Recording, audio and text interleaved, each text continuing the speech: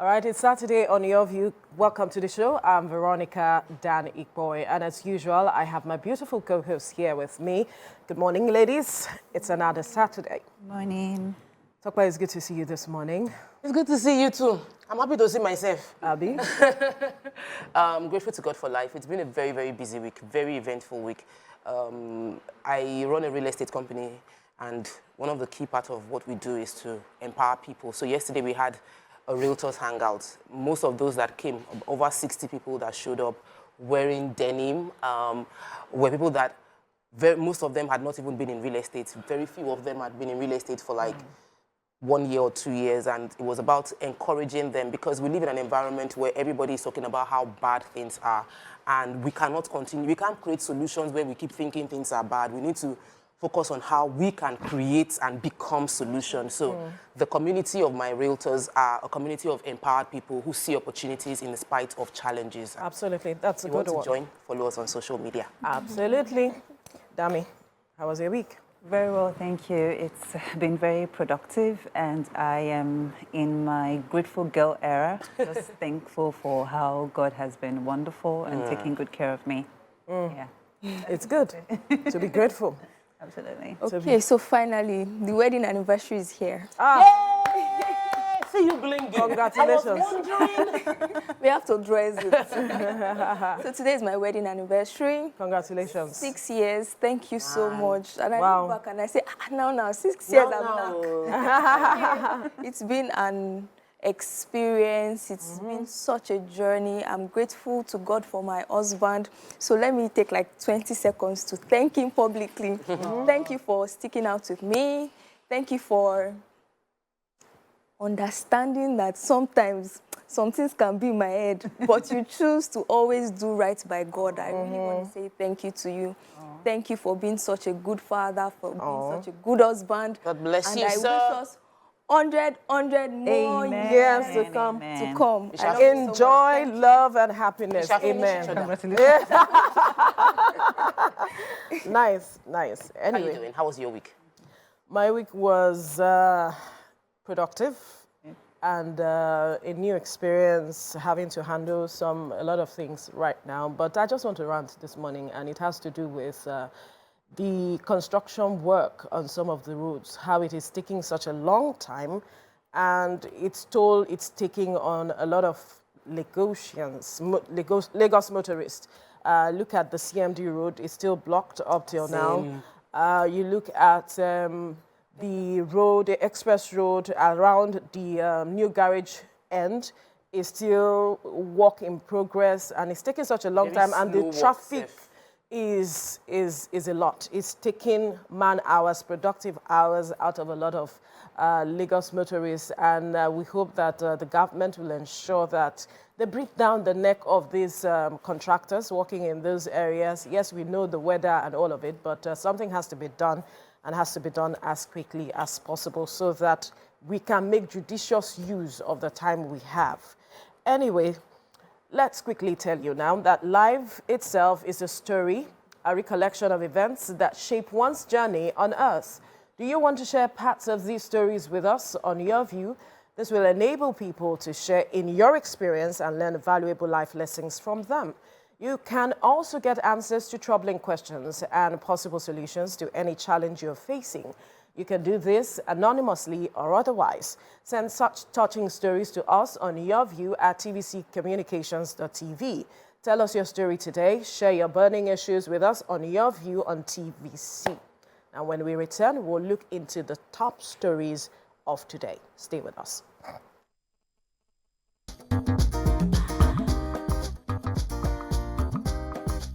Stay tuned.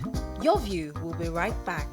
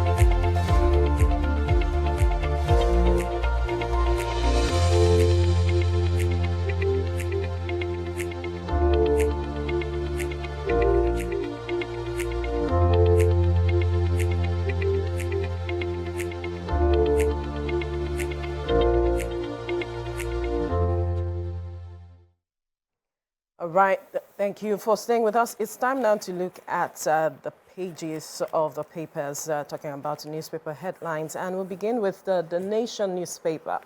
The major story here, Niger coup leaders rallies Burkina Faso, Mali against ECOWAS, formalize alliance in new decree, junta expels Nigerian, French, German ambassadors, ECOWAS to junta, it's not too late to reconsider your actions. And another story here, Bushi, my one-year ordeal in prison custody. Bushi, my one-year ordeal in prison custody. He's sharing his story for Nigerians to understand. And then you see the picture here, Army buries 22 officers killed in Niger attack. This ceremony happened yesterday in Abuja. It was a really emotional one. Now, how military should deal with calls for coup by ex-Bayelsa Millard. You find details of the story on page 12. Why I wept during my son's inauguration as governor, Oyebanji is speaking.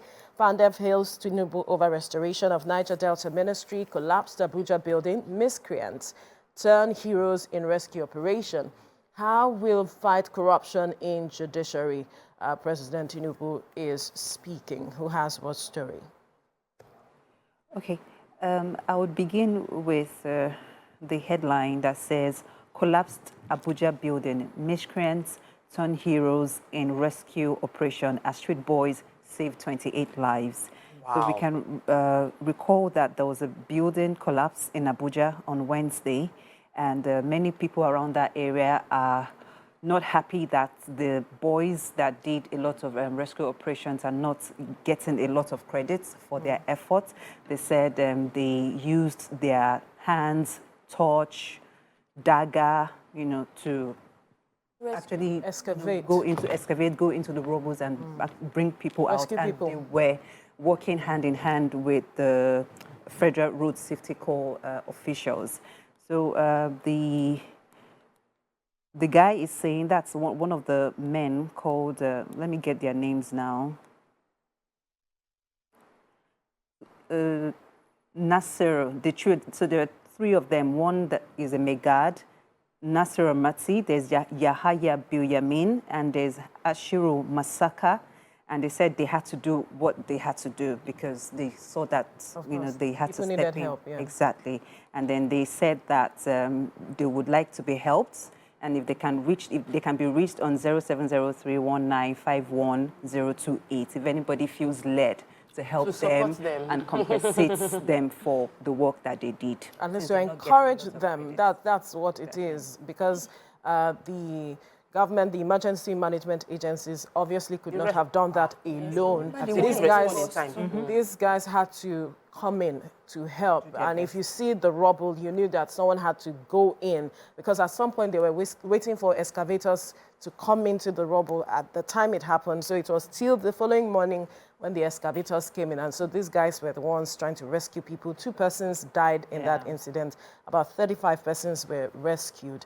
And government has said that they will take care of the hospital bills of those that were rescued. Absolutely. At the end of the day. But I hope that people reach out to them now that you have mentioned their name and the I number hope, is yes. in the papers. Yeah. I hope I can. If you didn't get the number from her, please go and buy the Nation newspaper. You find the number there by yourself. I want to take the story of how the president wants to reform the judiciary. So the president received the NBA president. The Nigerian president received the president of the NBA, Yakubu Maikel, in Abuja yesterday, Thursday. No, so in Abuja on Thursday. Yesterday is not Thursday. Yesterday was Friday. The NBA is having their 63rd conference. I don't know, the word is not conference. Yeah, annual general conference yesterday. And they invited the president to join. So they had the meeting with him on Thursday to join them for the conference on Friday. And the president said that he understands the challenge with the judiciary. First, it is important to increase the remuneration for judges. He said that, and they understand that it's essential, it should be done quickly to fight corruption in the judiciary. Also said they were going to look at the costs and consequences, and that he had gotten a lot of information concerning this. He also, you know, in a very joking manner, said that he's surrounded by lawyers. His chief of staff, Femi Amila, is a lawyer. He said the state chief of protocol, Victor Adeleke, is a lawyer. His principal private secretary, Prince Damilotu Adeyemi, is a lawyer. So he is surrounded by a lot of lawyers. He understands the challenges the NBA is facing, and he knows that he pledges a comprehensive criminal justice reform in Nigeria. And I'm sure all the lawyers, as well as judges, are looking forward to the reforms taking place speedily. Okay, so I have this story talking about Army buries 22 officers killed in Nigeria attack. We recall that some weeks ago, some military personnel were in Niger State to carry out rescue operations and also attacks. About 36 of them were killed by terrorists. And in the process, the military has buried them. Yesterday, they buried 22 of these officers at the cemetery in Abuja. And if you saw the ceremony, it was quite a sad and sober one, because their families were present to pay their last respect. The defense minister for state was also there, Bello Matawali. And the army is saying that they would ensure that they revenge this death or avenge this death. And my concern is how this will impact the morale of their colleagues who saw that these guys were in the line of duty, paid the ultimate price. Of course, they have that at the back of their minds, that as you commit to be patriotic in delivering your services to the country, anything can happen. But then how we move forward from here. It's what we do to the family. Yeah. It's very how critical. we honor them. Yeah. So our heart goes out to the family of all those 23 soldiers that died, and we do pray that well-meaning Nigerians also support them, apart from waiting for the military itself. Okay, so we're still looking through the newspaper headlines. We're still on the front page of the Nation newspaper. And Toby, you have a story on this. Yes, the real reason I was remanded in prison for 1 year, former Senator Nwoboshi said. And he said that, he said that he was taken to court on account of diversion of funds. But the Supreme Court, after 1 year back and forth in the courts, said that there was nothing called diversion of funds, so he wasn't supposed to have been arrested in the first place.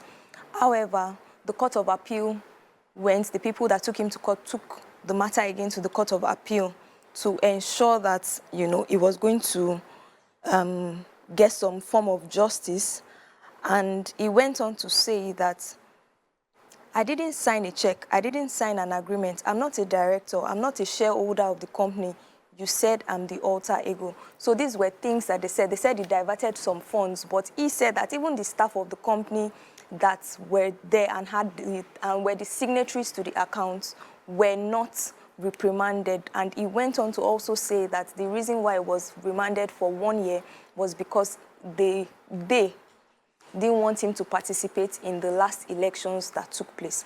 And then he went ahead also to now express the fact that a lot of people are also currently in prison in Nigeria for reasons that they can't even pinpoint with their fingers. They don't even have enough money to go through with a lawyer. And the article just basically expresses his grief towards the matter, his bitterness now that he's out, but he feels that he shouldn't have even gone there in the first place.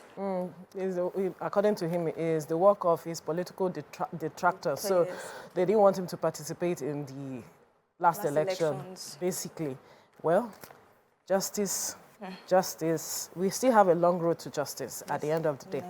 Anyway, let's move now to Saturday Punch. The major story here, governors disobey federal government on local government autonomy, cripple council operations, and some riders. Most secretariats dilapidated, health centers, others rot away. NULGE expresses frustration as states impose administrators on local governments. I felt like dying after losing wife, 4 kids in gas explosion. An Oyo man speaking there, a really sad one. And how fading apprenticeship, technical skills worsen poverty, job loss to foreigners. A poor upbringing made me hungry for love. Esther Nwachukwu speaking. Abducted pastor mistaken as kidnapper killed in Ogun Forest. Chief of Defense Staff vows crackdown on bandits. There's 20 slain soldiers buried. Talking about the story we mentioned yesterday. They were buried yesterday. These are the stories on the front page. Who has what story in the pages of the Punch? I have the poor upbringing made me hungry for love. So this actress, Esther Nwachukwu, she's a popular, controversial actress on the streets of social media. And she had acknowledged that the way she was brought up is a reason why she's won she's very, very controversial. And two, why she's hungry for love. So she does some things on social media that people kind of like question, but she's saying that, please don't blame me. It's just the way I was brought up. I didn't have a family that had so much love. I grew up in bitterness. So the way I'm acting right now is because of the way I was brought up. There are plenty of people who have such stories and do not act the way she is acting. So if she needs help, she obviously knows she needs help. So she should seek help. And not use that as an excuse for bad behavior. And that's, unfortunately. I picked up that story because, you know, like you said, a lot of people try to create excuses for what their parents did or didn't do or the environment they grew up in. But turning this around is just a wake-up call for us to say that you can choose the narrative of your life as you go. Write your own story the way you want it. The way you want to, absolutely. Yeah. So the Nigerian Union of Local Government Employees have accused state governors of diverting their funds, which is contrary to the law.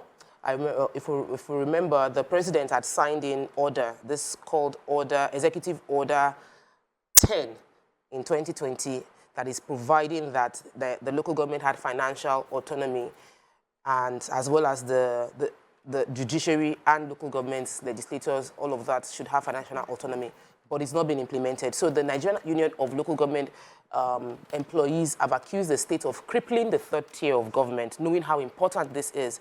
They said out of the 36 states we have in Nigeria, only 34 have complied with the instruction to give local governments autonomy financially, that they keep diverting the funds under the other part of the law. There's a part of the subsection of the law that allows subsection 6 and 7 and 8. It allows the states to maintain a special joint account local government system where the states pays in the money, but they have control over it. They said many states, local governments in Nigeria are in, like the local government office is in a state of disrepair.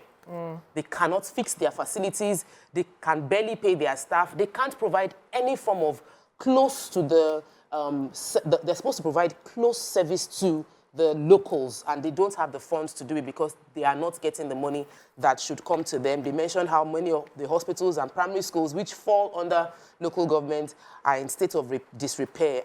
Only 2 states are compliant in Nigeria fully with the law as regards local government, and the states are Jigawa State because I wanted to know states. The states. Just no. Lagos is not compliant. Because Lagos had to create more states, so they use that as a way to say to keep the funds in that joint account and distribute into the other local governments anyway. Yes, sir. Yes, there's a sad story in the Punch. It breaks my heart. It says abducted pastor was mistaken as a kidnapper, and he was killed in Ogun Forest. So the family of Pastor Adeni Adesa, a chartered accountant, has demanded for justice over the murder of their son. So let me just summarize the story. Pastor Adeni was kidnapped on his way back from work, and his family had been trying to raise the ransom, to get his freedom. But then there were issues along the way, and they could not, take the bag to the rendezvous, the place that they expected them. Exactly, they expected them to bring the bag to. But then the kidnappers also had a plan to attack another church. So when they were going to the church, they brought their Pastor Adeni, that's the first victim. They took him to the operation, left him in the bush, and went ahead to attack the Redeemed Church at Owode Egba.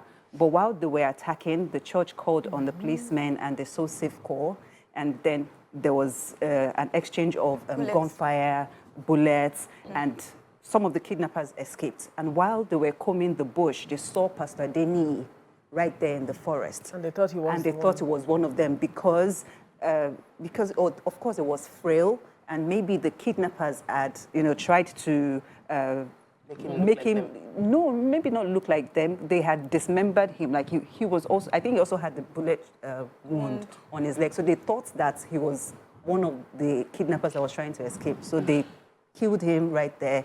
There was a video that showed some of the youth members attacking him with knives and planks. Even his dead body was dragged through the forest because they did not, they did not regard him at all. So the family, they are calling for justice, and they said that they have written a petition to the Commissioner of Police, and then they said everybody in that video will be charged with murder, and yeah, they'll continue to investigate to see. I don't know, what came to mind is that lady that was also attacked in the one in the north, and we saw the video of persons who attacked her, who killed her. Up till today, we haven't gotten justice, and so I don't know how this would be different from that case. Well, this one there's a video evidence. So there was a video evidence. There was a video evidence for that one as well. We need to have justice because a lot of people need closure. Of course. So let me quickly take this story on ECOWAS. So the president of ECOWAS, talking about Umar Touré, now not the chairman of ECOWAS. The chairman of ECOWAS is President Bola Tinubu. So the president of ECOWAS has said that nothing must happen to Bazoum, who was the ousted president of Niger. And we recall that just yesterday, the coupists in Niger were told the French envoy, they even told Nigerian envoy that they are giving them 48 hours to leave the country because they had called for a meeting in the ministry and these persons did not honor their invitation. And the president of ECOWAS is saying, you know what, the conversation we are having is having a dialogue. War is the last resort. We are not planning to have any issues because the coupists have opened their borders to Mali to bring in their mercenaries so that if there is any attack on them, these people can show support for them. And so as it is right now, the president, the ECOWAS chair, some days ago has spoke with the ulamas, Muslim ulamas, and told them they should go back and have a conversation with these persons to continue dialogue. As it is, war is not the option. What they want is a dialogue. But the coupists in Niger are trying to put up a hard stance towards the conversation. They're getting support. Anyway, let's see what happens in the coming days. To the Saturday Sun now. The major story, renewed supremacy battles rages on in APC as Tinubu's men move to wrest power from governors. President's allies, Governor Bello at loggerheads in Kogi, Oshomole floors Ayade in South-South. We are resolving issues, party spokesman is saying. Port Harcourt refinery to begin operations in December, federal government. Interesting. 4.1% unemployment rate report laughable, says Manufacturers Association of Nigeria, others. House of Babalawo, Lagos building where Ifa priests are born, raised, and tutored. Interesting. Ohaneze offers to sign surety for Kanu. Nothing will gladden Indigo's hearts than IPOB leaders' freedom.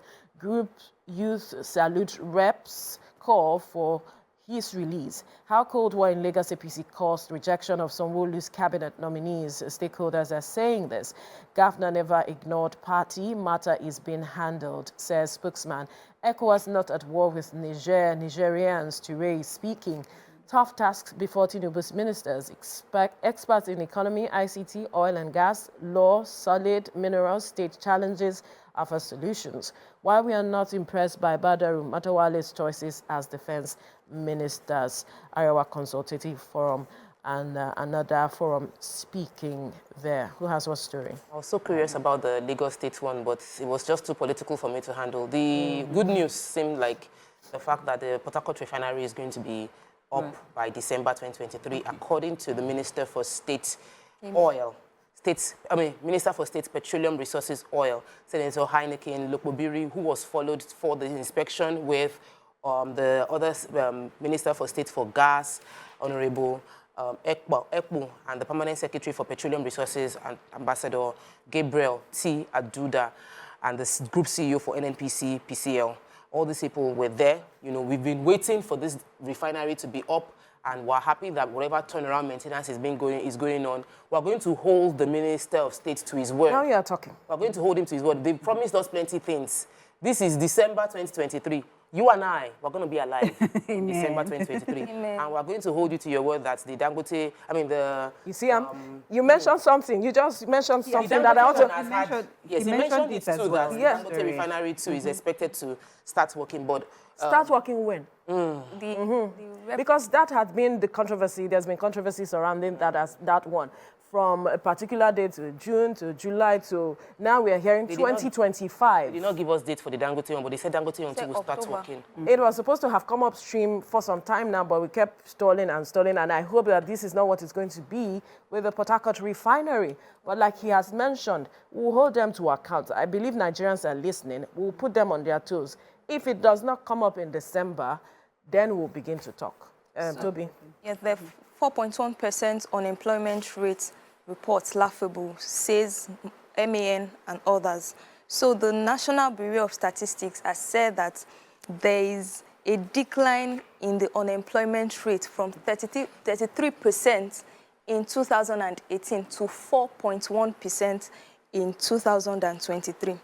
And the organized private sector of Nigeria is saying that this is so laughable, that we see everything that is happening currently in Nigeria, and we're saying that the unemployment rate is just 4.1%. A rep from the Manufacturers Association of Nigeria said it doesn't make sense at all. It's unbelievable, to say the least. You don't need to be a statistician to know that the figures don't belong to Nigeria. We see throngs of unemployed people roaming the streets. We see people hanging around factory gates looking for any available jobs. We see graduates searching for even menial jobs just to get by. How can you say the unemployment rate is 4.1%? And so this has been a conversation that has been ongoing, saying that the 4.1% that the National Bureau of Statistics had put in place is absolutely unbelievable and laughable. Because that's what some persons have been talking about. How did we arrive there? How did we see the decline and all of those? Inflation is just kineko percent. When you look at how much we're buying rice, now, that's over 100%. You say inflation is. So they have their numbers. They have the way they get their numbers, but it's fine. I think they should use measures that people can relate to, you know, to actually quantify. Okay, it's time for our hot topic. So let's give you the story. A 33-year-old Nigerian lady sent us the story of how she did not grow up with a silver spoon, but she had the luck of meeting men with promising future. She ditched the last man because he left for Kaduna in pursuit of his career goals, dated a few times and even got pregnant twice. But this man ditched her also. Then she met this man, and that was where her woes began. According to her, he looked physically okay, but he started the relationship on lies. Down to where he lived, according to her, it looked like a true definition of poverty. But she was already emotionally attached to him, and that is where her woes continued, because we had mentioned began. She told her pastor about her fears, but he persuaded her not to leave him, saying that he has a bright future. She continued, and for more than 8 years, she paid every single penny, from renting a house to paying school fees to getting a shop for this man, who had even embarrassed her by not coming to the wedding introduction with his people after they had picked a date, and she had already single-handedly paid for the event. She has attempted to leave several times, but the guy keeps begging and families get involved. Now, at this juncture, she is totally done and has asked for transfer from work to another state. Her pastor, again, is asking her to stay. She's confused, and it's our advice. What are your thoughts? Join the conversation and call us on 081 0764-1679 or 090-241-63440. or tweet to us at TVC Connect using the hashtag #YourViewOnTVC. She's in dire straits, according to her. What should she do? Should she go along with the man to her new location? Should she leave him? Because her pastor is saying he has a bright future. He is your cross. You have to stick with this man. What do you do? There's also the aspect of, okay, what happens to the 3 children she has for him? And that, is it that the family will reject these children? These are other aspects to the story that we here and there. They're the aspect of these 3 children. If she takes them away from the man, will his family accept them or not? She feels that her children needs a father figure, so to speak, but the man keeps beating her. He keeps taking her drugs. He's refused to work, so to speak, and the pastor keeps insisting this man is the man for you. Oh, yeah. She's waiting for your advice. Okay, Damola is shaking her head. Let's begin with you.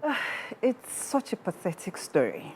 First of all, if you are watching the narrator, I'm so sorry for your ordeal. I'm so sorry that you had to go through all these despicable things, all in the name of marriage.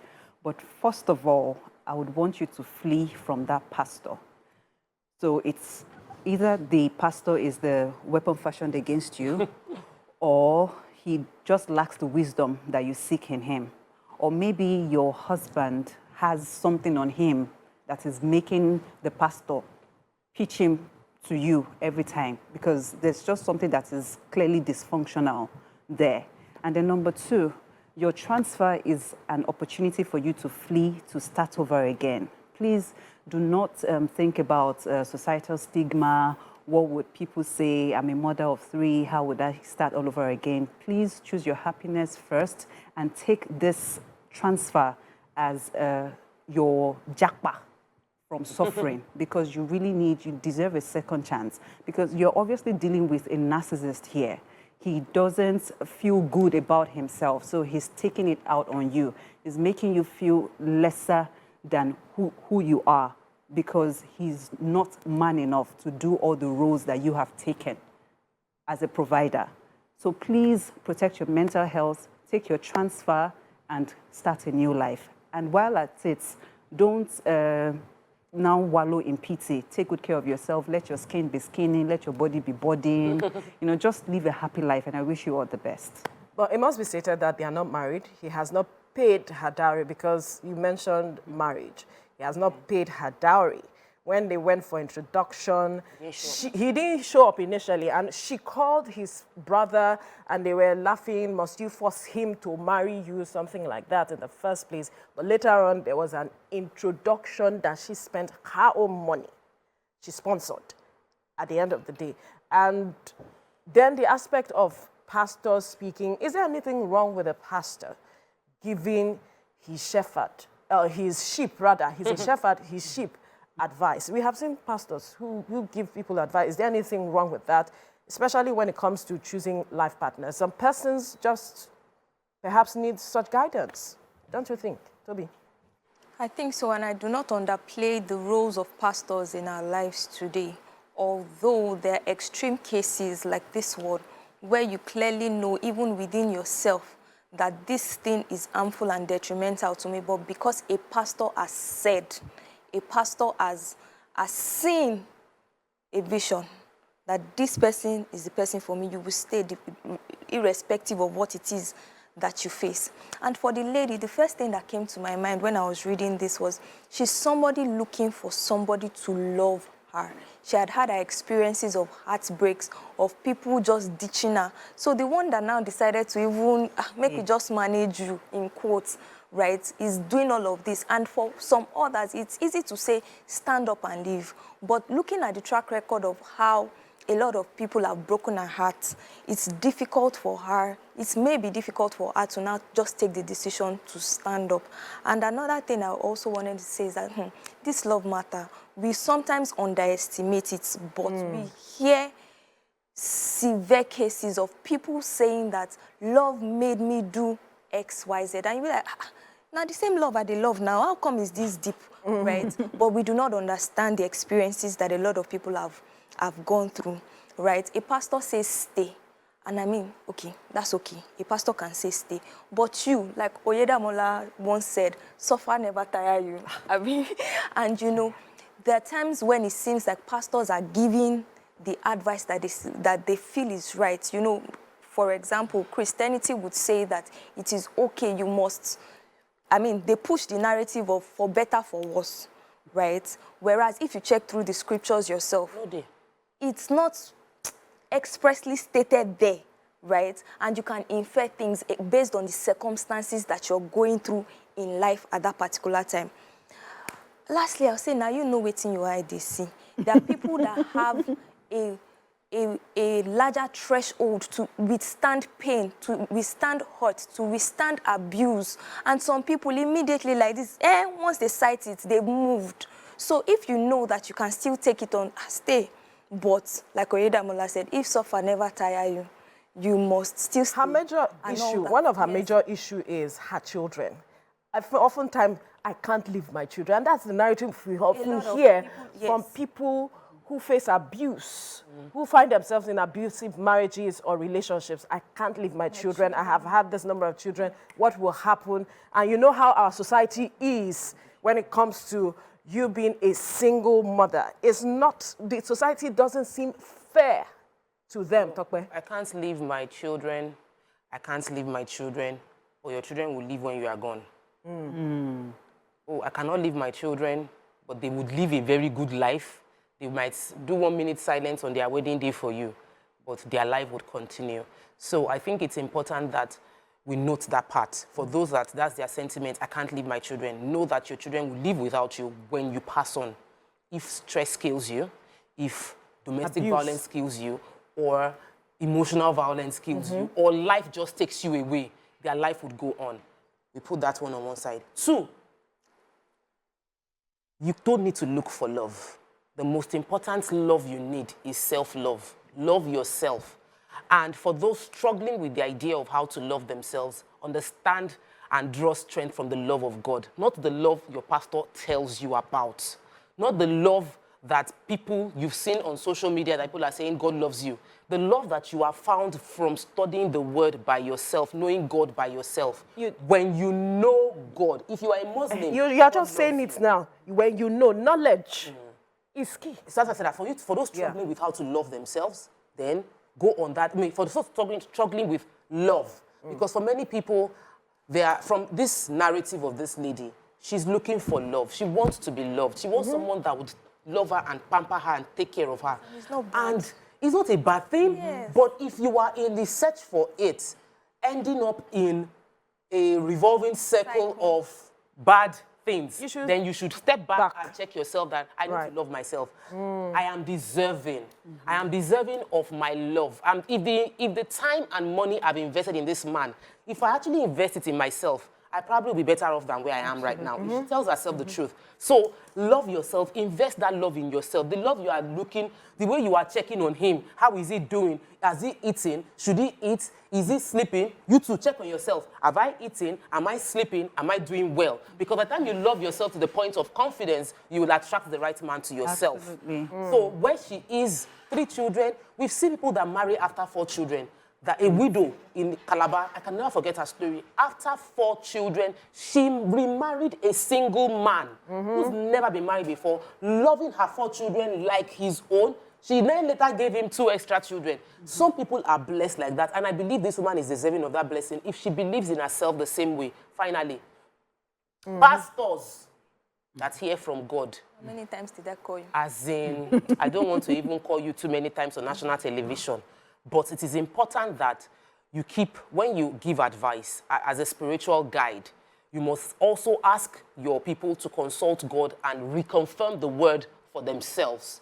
So if you have advised, the pastor has advised, I hold the pastor accountable, and I also want to let her know you're 33. You're not a baby anymore. You're a full-grown adult. If a human being is telling you to enter into a ditch, and you walk into it, you can't blame that human being because you have your own 2 eyes.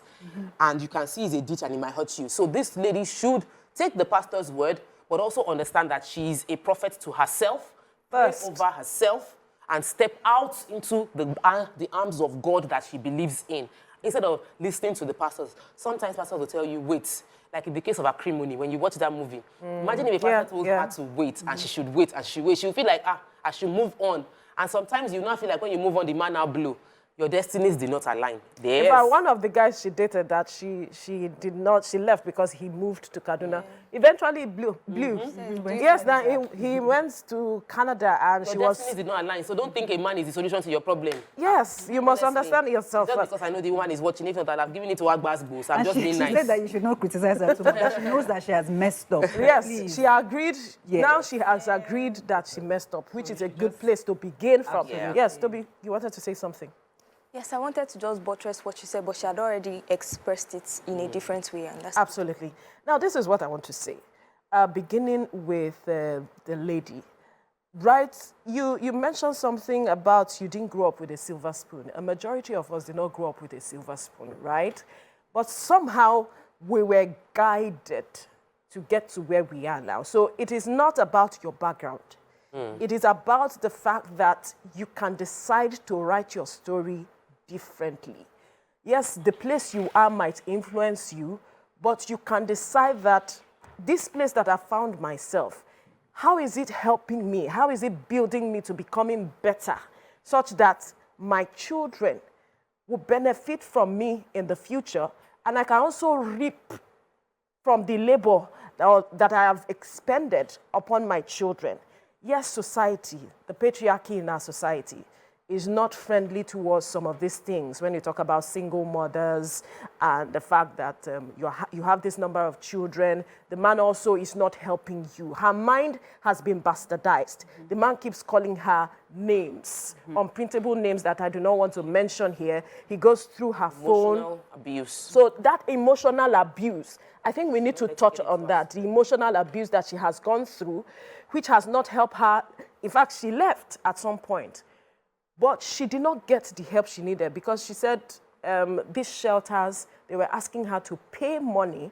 She paid, and they were telling her to come back. They would sort her, they would do this, they would do that. Talking about homes where you keep some people. Talking about if you are facing domestic abuse, we have that shelter in Lagos. We have a few of them. We have a few of them across states. Human rights. Yes, human rights Yeah. who look into these matters. I think we also need to talk about that they kept asking her to come back. She paid, I think, about 20,000 naira, and they kept asking her to come back. And because she did not get what she wanted, she had to go back to this man. And then he kept abusing her, calling her unprintable names, calling her children unprintable names as well. And then the paternity. Yes, he was doubting the paternity of the children. It's just a sad one. So her mind has been bastardized as it is. She needs to even begin from how to pick up from the place of the mind. I love talking about the mind. The mind is powerful. On my website, the first thing you see is the human mind is limitless, because that is the truth.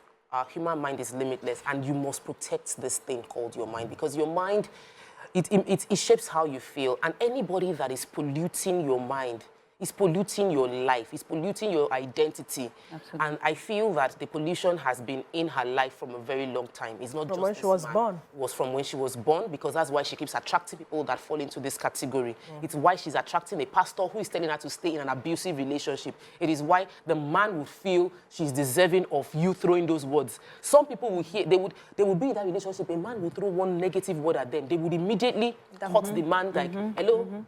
You can vex any vex in this world. Never, ever use emotional drama or emotional bad language on me. This is where we are fighting. Our fighting ends here. All right. We have Gabriel on the line calling from Abuja. Gabriel, good morning. Go ahead with your contribution. Yeah. Good morning, ma. Morning. My own is that lady supposed to have lived the marriage, because she would have used the reference of things that have happened to people.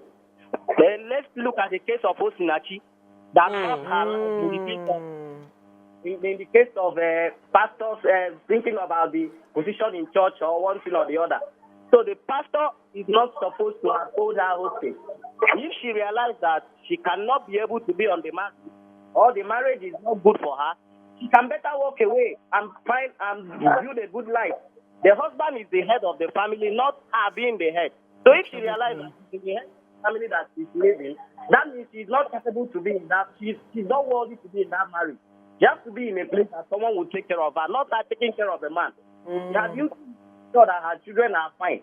So if she realized that she fall into a man that was not on her custody, the Bible still recommends it when you find something that is not good in the marriage, you can quickly leave that marriage and then move ahead.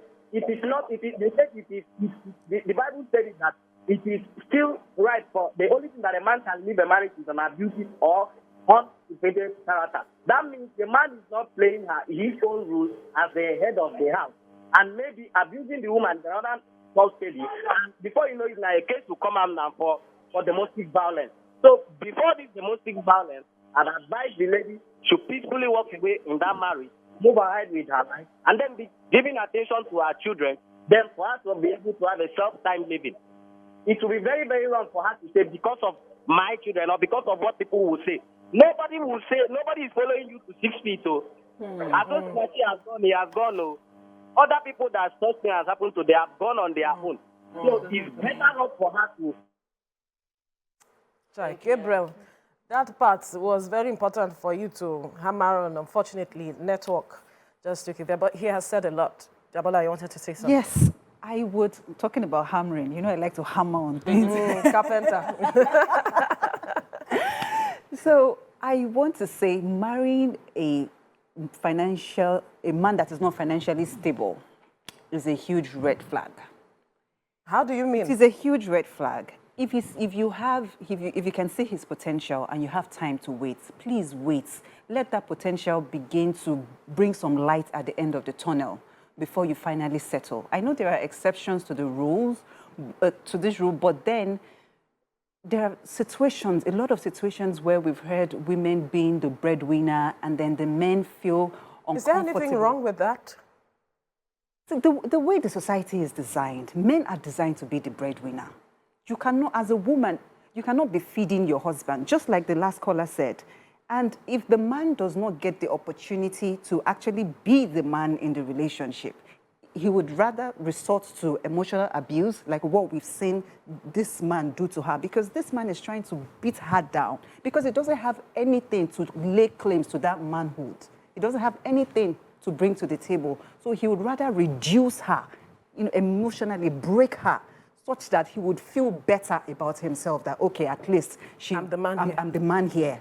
So that thing is a huge red flag. And I think women should pay attention to it. If you have time, if you're in your 20s, you say that, okay, this man is hardworking, he has the potential, please wait, study that potential, let that potential yield results before you eventually settle. Because money is important in every relationship, in a marriage. Okay. Love is not blind, though. Love can see.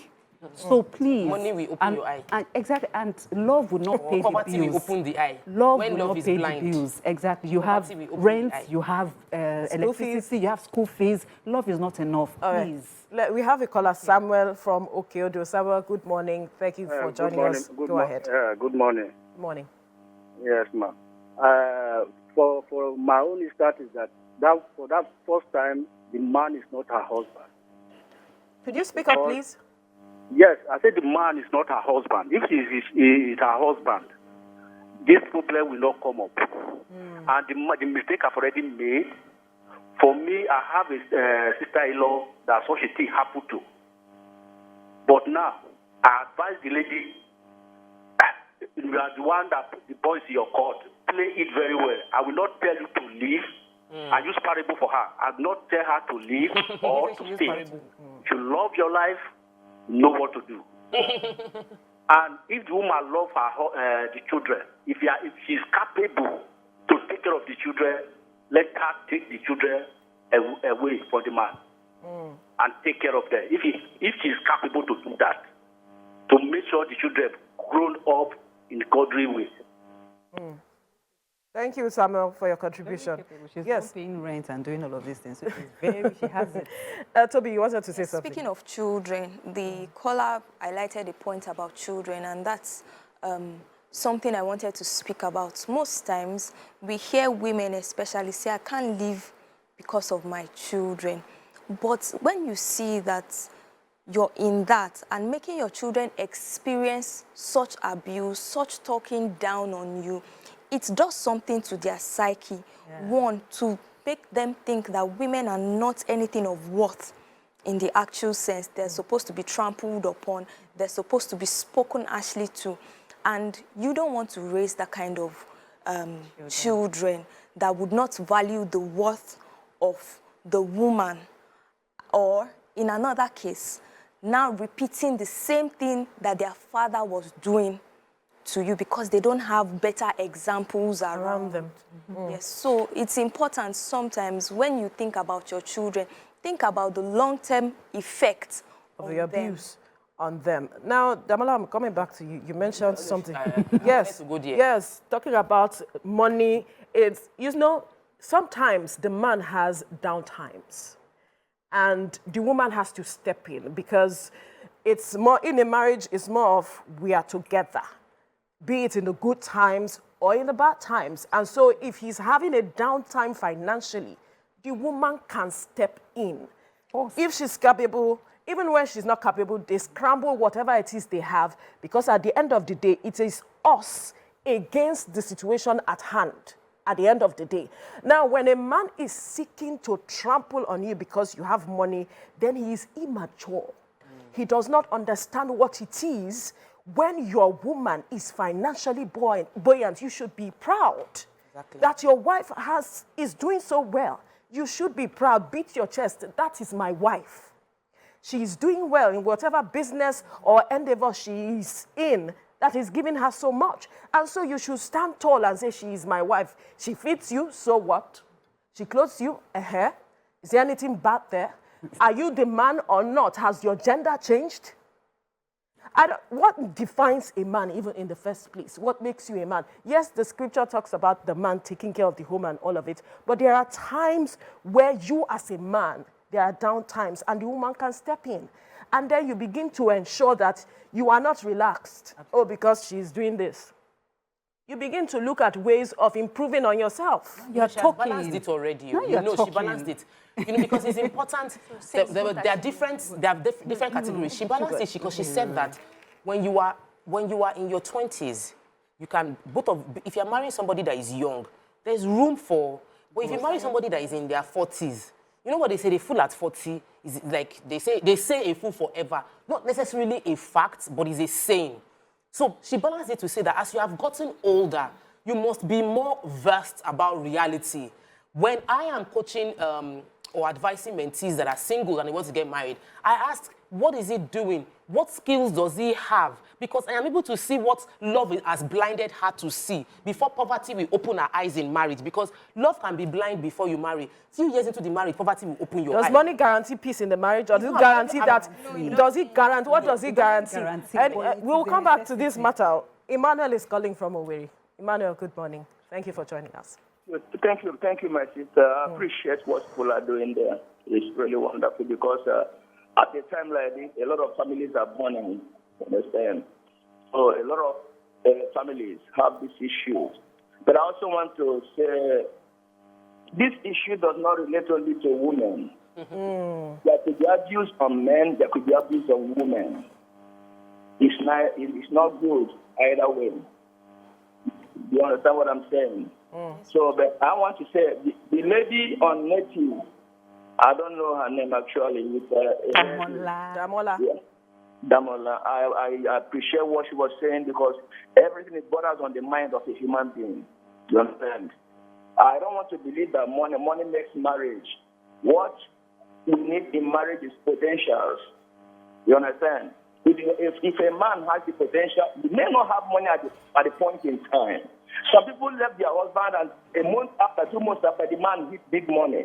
Mm-hmm. It happens in life. Mm-hmm. So what I'm saying here, you have a conscience. You know what you want out of life. If there's battery in your marriage, if there's violence, domestic violence, you don't wait for any pastor or any man to tell you what to do. Emmanuel. Oh, all right. Still looking at our hot topic. In the next few minutes, we'll be wrapping it up. And I asked a question earlier that does money guarantee love, understanding, peace, unity in that relationship or marriage? Because we're saying love is money is important, this and all of that. Right. Love, nothing guarantees a happy marriage. Money does not guarantee happy marriage. Love does not guarantee happy marriage. But at least money will guarantee something. You are not suffering physical discomfort. So there's a guarantee with money. Who says? You could be depressed. You have the money there. Haven't you seen people? I qualified it to, Veronica, I said, money guarantees that you will not suffer physical discomfort because you might still cry of the depression, but you will cry it in a private jet, in business class. You will clean your eye with dollar. It's a different kind of cry. I married purely for love. I married prospect. He too saw prospect. We thank God that our prospect is prospecting. Absolutely. So I'm all for marrying prospects. But after being through marriage and seeing my husband spoil me with gifts and money, I realized that money makes love sweeter. And I've said it several times on the show before. Truly, money makes love sweeter, and we shouldn't discount it in terms of... No, we are not saying we are discounting. I'm saying money. Open and she qualified it. She actually gave a very balanced statement. I would dislike for anybody online to listen to a first part of what she said and not listen to the last part and summarize what she said, because she said, yes, don't be so blind to the need for money. And there are ages, there are times that you can make gambles about this thing. You can be young and gamble with trying different work experience. When you get to 50, you shouldn't be trying different things at that point, because you should have come to know yourself enough to know what you like and what you don't like. So let's be open to that conversation. But I'd like to hear wedding anniversary, 60th wedding anniversary perspective on this love and money thing. I beg.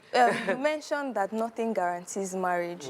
I think that there's something that guarantees marriage. Good. And it is two people continuously deciding to choose each other. Absolutely. Commitment. Right? Commitment. And because there is instances, things would happen. Money issues, it will come. Love issues come. Challenges here and there. Your husband to come, right? But the decision to constantly say that I want this person, I choose this person. That's it. Is very, very important in this marriage conversation that we speak about. Very important. And you want to say something quickly? And I just wanted to continue her thoughts. And in choosing to be with that person, ensure that that person is also choosing to be with you. They are not abusing you. You are not. Yes, ensure that it is not one-sided. That both of you are choosing each other. Both of you are making conscious efforts, to achieve the marriage goals that both of you have set. But in this woman's case, for example, I would not advise her to continue choosing this man that has rubbished her, brought down her self-esteem. So I wish, I think we are wishing them all the best, Abby, on this table. Wishing her. Exactly. The best. And conclusion, please. Just help us sum it up, everything that we have said. Of course, that's where I am headed, because you have given a balanced perspective to this aspect. But I will begin with the aspect of the pastor. I tell people, know God for yourself. Because it is important that whatever decision you're taking, you are responsible, and that you know that, okay, this decision I am taking, it is not based on this person said this or that, because you are the one that will feel the pinch, not the pastor or whoever that gave you the advice. So know God for yourself, so that whatever decision you are taking, it is guided by that knowledge that you have of him. And then the matter of marriage and all of that, you should know what you want in marriage. It is critical.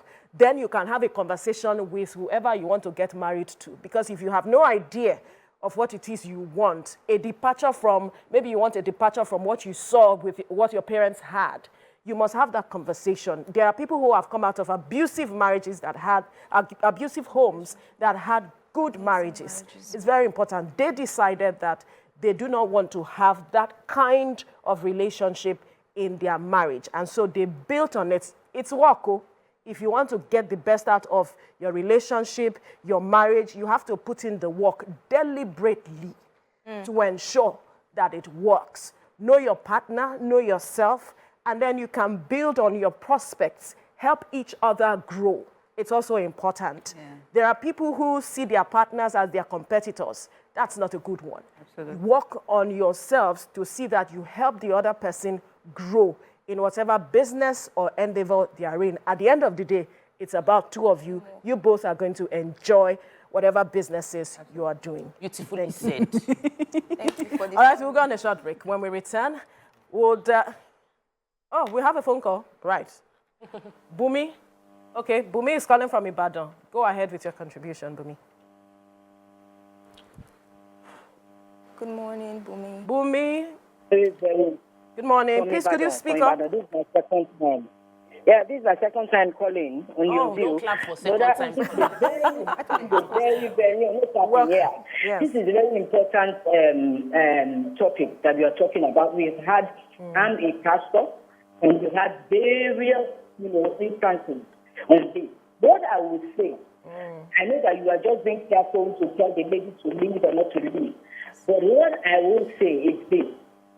She should go to whether she's a Muslim or a Christian or whatever, let her pray, and then that's one. Then two, just as one of you said, I can't remember who said it, the children are so important in this marriage.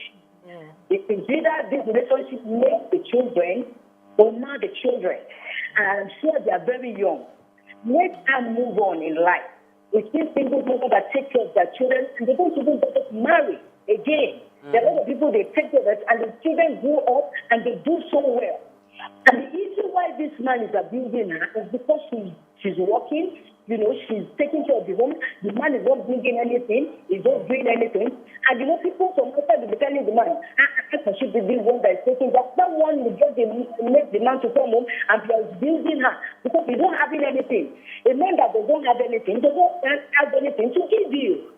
So the best thing for you is to move on and take care of your kids. You're not even moving on to look for another man. That's not even the issue, my sister. The issue here is for her to move on and take care of these kids so that they will not grow up. If she has a boy there, the boy will grow up and say, that's how my father used to beat my mother. So that means it's the right thing to do. If she has a girl, the girl will say, oh, okay, I don't think I can marry. And that's why you see nowadays, this Gen Z children, they will tell you they don't want to marry. Why? It's because of all this. Yeah. That is the main thing. They will tell you, why don't you want to marry? No, I don't want this. I can see this person, I can see this person. And I know that as she's watching, I know that.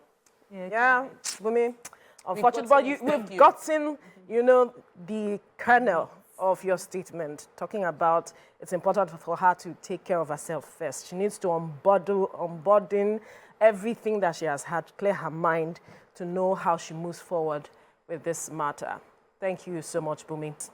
The catastrophic death of late Dr. Wawere Diaso at the General Hospital Odon, Lagos Island, was one that raised a very big question to our perennial ineptitude maintenance culture. This elevator accident could have been avoided if the necessary maintenance had been done or done as at when due. Today on the show, we will be discussing how we can imbibe maintenance culture into the fabrics of our society, how good culture of maintenance helps in preventing or averting disaster and accident, how to also maintain facilities to prevent collateral damage, and why maintenance is key in making facilities durable and efficient. But joining us to discuss this and more is Olalekan Akinwumi, President, International Facility Management Association, IFMA, Lagos, Nigeria chapter. Good morning. Thank you for joining us on the program. Good morning. Good morning. You're welcome. Now, when we talk about maintenance culture, we know we lack it in this part of the world, and that is where I want us to begin.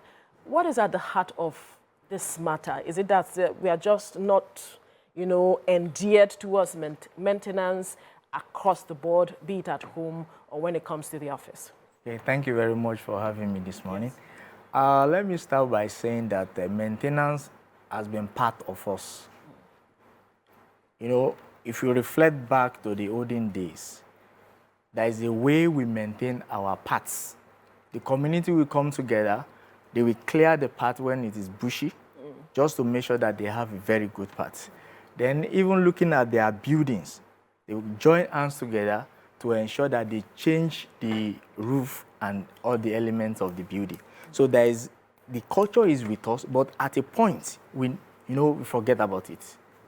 We decided not to look at it again, that whatever we purchase, whatever we build, there should be a continuity. Maintenance is ability to sustain a facility in its own operational state and ensure safety. It is not to function alone. Safety is also key to it. Important, yeah.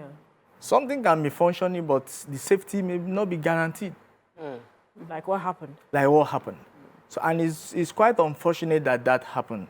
You know, when you are looking at a very bright future, purposeful lady in a very good profession, and then just have to go like that. It's very sad. Just to follow up on something you said we used to have it, but at some point we lost it. I'm wondering what that point was. What could have happened that made us lose it? It is because we refuse. For example, now there is a saying that whenever you get to Baga here in Lagos, you forget your culture, the culture that you have from your village or from your town. You know, the kind of culture. You don't just throw things around. Somebody will call you and say, oh, look, go and pick that paper. And you will do. But here in Lagos, just look at anybody can. Your car just on the road, so because nobody can catch it. So the enforcement, because the enforcement is not there, then you decided not to do it. And the same thing with buildings. We have a lot of laws that guide maintenance of buildings, but we don't, because it is not enforced, we don't do it. So we thought that it's not there, but it's there. Okay, enforcement. Yes, the enforcement is key. Good. So in line with the case of the doctor, the general manager of the Lagos State Infrastructure Agency, take on the relevance of this agency. Does the government have any business with facility agency be privatized so that we can get more professionals to get the job done? Okay, let me give you the background of that agency. The agency came alive, I think, during Governor Fashola. That is when the agency came alive. And that lady was the pioneer general manager. She was the one that defended the bill at the House of Assembly. She's a passionate person when it comes to facility management. If you go to all our hospitals before the establishment of that agency, it is a sorry state. But after she came on board, because the purpose is to maintain the public buildings. And if you go to that secretariat too, you see changes when that agency came on board. So she's not somebody that doesn't care. There was a particular testimony of one of the CMD of lawsuit in one of our programs. He said he was coming from a federal hospital, now coming to state hospital. That when he came to that hospital lawsuit, that he discovered that he's not running after gardener, he's not running after diesel man, he's not running after electrician. That he now asks, what happened? They now told him that there's a facility management division that handle all their facilities. So what went wrong? Exactly. So he was able to concentrate on his job rather than pursuing gardener, pursuing cleaner to clean or to come and cut grasses. So there's a very clear-cut issue there. The government purposely established it so that they can maintain all their public buildings. And that is what also happened at the federal level. Yeah. Order 11. Order 11 was specifically created to ensure that the public buildings are well maintained. And this lady in question was part of that Order 11. So what now happened? That's the thing. What went wrong? So what now went Because wrong? from what you're saying, Yes. you are alluding to the fact that we're firing the wrong person who actually is very passionate about it. Of That course. the model has even been adopted on a federal level, but there's an obvious failure somewhere. And we need, it's not just a scapegoat, we need to prevent future occurrence. Yes. So what went wrong in this particular hospital's case where the story had been on? You see, you know, facility management is about 12 competency. It's not just one-off thing. And for you, as a general manager, you give a directive, they will send you reports, you look at the reports, and if the report, there's no red signal there, you concentrate on something else. Okay. So, because I was discussing with one elevator expert, he said the elevator is supposed to have at least 6 ropes. So it's not something that should just happen and kill somebody. Even if there's a crash, Even if cut all yes, of those. all the 6. He said there's supposed to be 10, but at least 6. So it is something that they have to look beyond what we are seeing. It can be an act of sabotage because a lot of things do go wrong. And we need to really, really look at it critically from both professional angle and then be able to profile a kind of solution to prevent future occurrence. Right. So the next question Yes. would be, how easy is it to carry out your duties as this agency, considering the bureaucracy of government processes? You see, facility management is not a kind of operation that needs bureaucracy. For example, if you are telling me that when there is no water, I must write for approval, does that make sense? So bureaucracy should be out of it. A facility manager should be given free hand to operate. You have your budget annually, and you know what you are supposed to do. You have your routine check. So you have all this strategy in place. So it's just for you to ensure that you deliver. Okay. So bureaucracy should be out of it. So should it be privatized? Is that what you currently face, or you still have issues with bureaucracy within the system? Bureaucracy is there. You can't take that one away. Because anything that concerns government, even private person, Yes, your bureaucracy, landlord, you your have priest, they will systems in tell place. you that, okay, you have to must send a consult me message. before, and something is happening. Right. For example, there was a downpour and then the fence collapsed. And you are now telling me that I must wait for you before I protect the people that. So I have to make sure that something is in place to protect the occupants.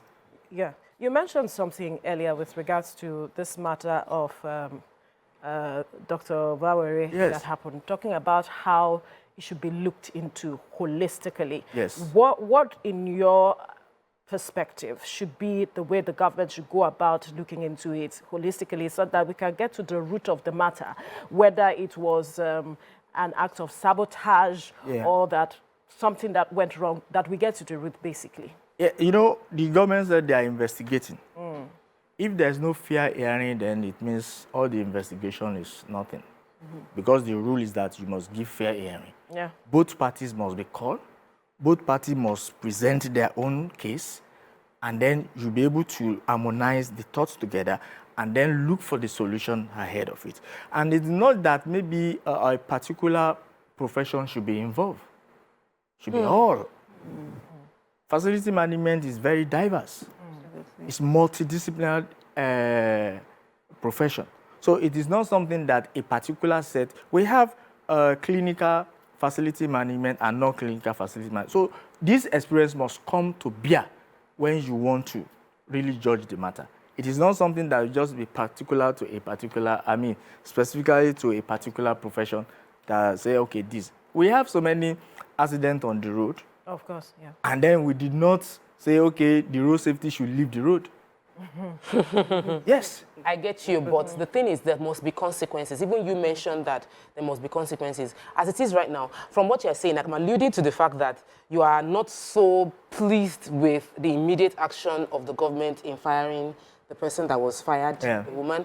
You also alluding to the fact that there is bureaucracy in the system, so we can't blame one person. Don't make one person a scapegoat. How would you want the government to handle this in a way that would seem, because it's not just about justice, so it must be, don't just do justice behind. Justice must be seen to be done. We have lost one very, very promising Nigerian, and a lot of the family have been put into mourning, and we need to be sure that we are doing what we can to ensure they get a bit of comfort from the justice system while we also prevent this from ever happening again. How do you believe that should be addressed? Yes, what I believe is that when the government is constituting their investigative panel, both parties should be there. They should be represented. Let us see what happened, not behind the door. Let the doctors' representative be there. Let the experts in elevators be there. Let the lawyers, let the facility, let them be there, so that we look at it and check what really happened. it is when we know what happened, then we now know, okay, this is what action we are going to take. And then, you know, because if the family did not see transparency in your action, it's like you are still hitting them on the wound. But when they see the transparency that these people has been open, then they will be able to say, well. Okay, so I would like to know what your association is doing to ensure more professionals are coming into the facility management industry. So because we see a lot of collapses in Nigeria pointing to human errors and poor construction supervision. So what is your association doing to ensure that these quacks are being fished out? Yes, we are doing advocacy annually. And then we also reach out to agencies like Lagos State Safety Commission. We have kind of relationship that looking at it that there should be a program in place where we can be checking all the stability of the buildings, and which I told them that they should start with their own buildings. Yes. So that when you start with yourself, examine yourself, then you can now examine others. And point your finger there. Yes. And then what we also do is that we encourage our technical schools, because that is the basis. When you are putting an elevator operator that is not trained, doesn't add up. But the technical school, they have various, you know, skills, and we encourage them. Last year we gave about, even including with the, injunction with the Lacetra, we gave them 25 of them toolbox to encourage them that, look, being a technical school graduate doesn't make you lesser in the public. You are so important. If your work is not required in a facility or in a place, nobody can do it. You can't pull off your shirt and say you want to do bricklaying or you want to do plumbing, so somebody have to do. So we have to encourage them. And then we also make sure that, look, standard. Because when the incident happened, I have to call them at our secretariat that help me to check and call all our corporate members. Who is managing that? You know, who is managing that facility? But unfortunately, we couldn't find any of our members that is the one managing the facility. Wow. So that's another thing that we have started it, that look, all our corporate members, we must have a rallying point. That look, this is the standard. And the benchmark is an international organization, and we must make sure that we have that benchmark. Our people must be safe. Our people must also enjoy. Environment supposed to be talking to you. Environment supposed to make you comfortable. Absolutely. Even, I used to tell people that if you get to a particular environment, if that environment is so good, even when you are sick, you will discover that naturally you get ill. Yeah. Honestly. But if you are in an environment, and even the mere looking at the floor, to make you more sick. Yes, immediately you will get sick. We traveled for a program, and after a 3-day program, everybody was just like, see the way all of us are smiling, laughing. Like there was a change. We're in a different country, everything seemed to be working, we were happy. How do we bring that culture of excellence to how we do our things here? Oh, yeah. Yes. Right. She needed can to add to go ask your question. Yeah. Okay, I like the angle you finished from, speaking about the fact that there are other parastatals that your members are not working on as facility managers. So can you highlight some of the organizations that your members are currently managing? And I ask that question because we hear this case about Lasut, and it was after that incident happened, we found out, you mentioned that nobody was actually on Present. that. Yeah. So if we can say, oh, this government parastatal in XYZ community is currently being monitored, we can be rest assured that things like this would not happen. So do you have, like, off your fingers, like 4 organizations, government parastatals, that we can be sure that, Confident, you know, that these ones, nothing can happen. Well, it's only God that can guarantee. I love that. We can only try our best, because at times, even when you prepare yourself and say, okay, I'm prepared for this, and then you discover that something will happen. So which ones are you trying? You know, I know that currently most of the hospitals in Lagos State is being managed by facility managers. Right. I know that. I know of Bagada that sometimes you can't use it, but now you can use it. Sure, you understand? So, and some of other buildings, that belongs to the government have been used. Like you asked me a question before. No, right, about, it was talked about that as... Excellence. Excellence. Yes, I would say that it is all of us. Yourself, when you conquer yourself, then you'll be able to translate it to other people. If I'm traveling, I did not throw something outside. If somebody does that, I will say, madam, that thing is not good. But if you are the leader, You are doing the same thing. You can't will not point be your able finger. to point Point your the same fingers. finger. So we have to work on ourselves as individuals and ensure that, look, when you are buying something, it is not forever. There must be plan for maintenance. There must be plan for changes. And that is why we are advocating that, look, let facility managers be part of the design of your projects. From the beginning. Either so that they will be able to give some angles to it. Because when they are managing it, they will know what's happened when they were designed and what they should do. That would make them to be a better manager. Instead of giving me something that I have to be cracking my, what may likely happen, I don't know where the conduit pass. Even if you give me the drawing, at times you have the drawing, but what you have on site is different from what you have in the drawing. Right, cutting corners. It happens. No, not even cutting corners. They may still use the same standard, but maybe the location, they may change it. Right, okay. So, but if a facility manager is on ground, he knows that, oh, this is the where pass the track, and then he will know what to do about it. Now, you mentioned earlier that there are standards Yes. for maintaining facilities. Now, for instance, this facility, what should be the standard for maintenance? Yes, for studios like this, that you use light more often. Is the lighting you are using, is it friendly? What is the effect on the people that are under it? All these have to be put into consideration. Then what is the exit like? Because when I was entering here, I was looking for, is there any Another escape exit route? outside? Yes. So you this one, understand? yeah. Because whenever you enter any particular hall or building, the exits. you must, that's why signage is very important. They must give sign this way, this way, this way, so that you know what to do when the eventuality happens. So the standard should be that, look, all the, the wiring, the cables and everything, they are well taped, they are well managed in a manner that it doesn't cause any accident to anybody. So we must have that one behind ourselves and then be able to move on. Right. Damala? Okay. You only mentioned Bagada General Hospital. No, I don't. I said the hospitals. I only mentioned Gagara because I think I've used the place twice.